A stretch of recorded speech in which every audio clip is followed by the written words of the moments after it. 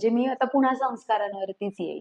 मराठी शाळा किंवा हे सेमी इंग्लिश शाळा, ह्या खूप जास्त संस्कारांनी भरलेल्या आहेत. म्हणजे अगदी त्यांचा युनिफॉर्म असू दे, शाळेची वेळ असू दे, टापटीपणा असू दे, शिक्षकांना दिला गेलेला जो आदर आहे, तो असू दे, की घरात जी आपण आई आहे, हं, हं. अगदी तीच शाळेमध्ये बाई असते किंवा आपल्या हं, मॅडम असतात. तर हं, हे छोटे-छोटे संस्कार ह्या मराठी शाळांमध्ये पाहायला मिळतात. जर आपण तुम्ही फरक म्हणताय, तर तो फरक मला तिकडे दिसत नाही. हं.